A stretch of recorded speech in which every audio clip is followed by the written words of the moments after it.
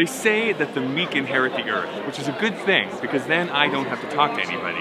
But what if it's the geeks that inherit the earth? I'm here at the Calgary Comic and Entertainment Expo, and I'm comforted by the fact that if the power were to go out right now, I'd be warmed by all the neckbeards available. So that's me just being a really big jerk. What I enjoy is the fact that this is something where people can come and just love loving things. I love loving things. Let's go back to the bookshelf and continue this talk. Whew.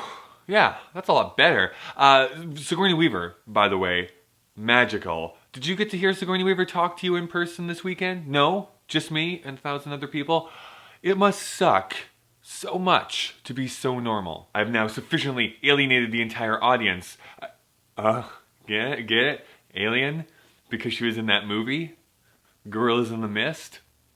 Also Alien 4 Resurrection. Everyone's now stopped watching, which is fine because what I really want to talk about is a bunch of geeky stuff. Specifically, the culture behind being a geek or a nerd. Now those two terms have definitely changed over the past 20 years, and nerd really is the new cool, but just with any subculture, it's really hard for that group to reach a consensus. As I walked the convention floor, I just noticed this infectious enthusiasm from many of the participants that were there. Whether it was the people who were giving out free hugs, or the people who dressed up, or displayed their artwork, you could tell people loved being there. It definitely seemed that for a long time in the 90s and the early 2000s, it was cool to be cynical, that was like the normal way to act around things. You had to have that sarcastic quip after everything that somebody said. You needed to remind someone that, you know what, we're just wasting time on this rock until our eventual deaths.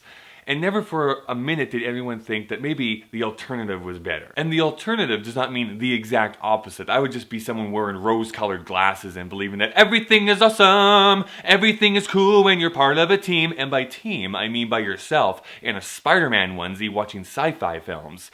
Because it's, why don't I have a girlfriend again? To show off my geek cred, which really isn't because everyone in the world has either read it or watched it. There's a moment in Harry Potter where Dumbledore steps up and says, it has come to a time where we need to make a choice between what is right and what is easy. And what is easy is not to express yourself and be yourself, to not lose yourself in fandom. It's just so great to see people that are so inspired by the things that they love that they go off and create their own artwork, or write their own stories, or create even their own original creations.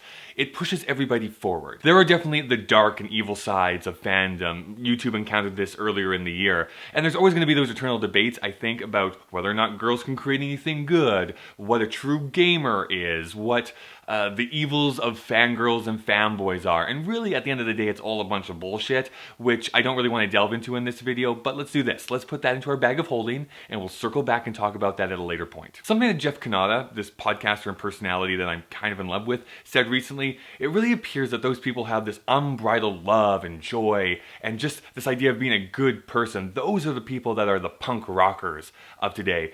It appears that social media is just designed so that we can tear into one another and really bring people down. But there's those people who have an earnestness about them that love loving things that are our counterculture. What do you think? What do you love loving? Isn't Sigourney Weaver awesome?